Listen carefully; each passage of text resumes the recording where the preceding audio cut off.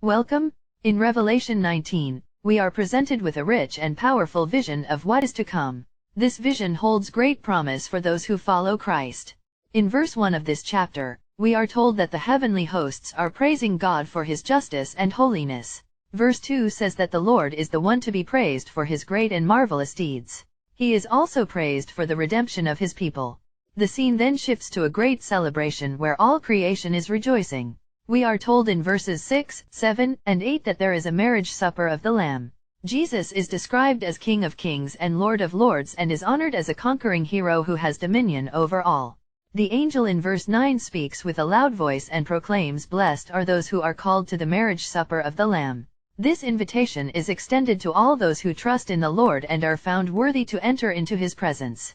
Verses 11 to 16 give us an extraordinary description of Jesus. He is described as one full of glory and majesty, clothed in white, with eyes like a flame of fire. His head and hair are white like wool, and his head is covered in many crowns. In his mouth is a sharp double-edged sword, and he is coming on a white horse to destroy all unrighteousness with truth and justice.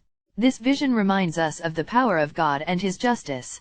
It is a source of comfort and strength to all those who are faithful to him. As we experience the wonderful promises in Revelation 19, may we be encouraged to remain faithful in our journey with God.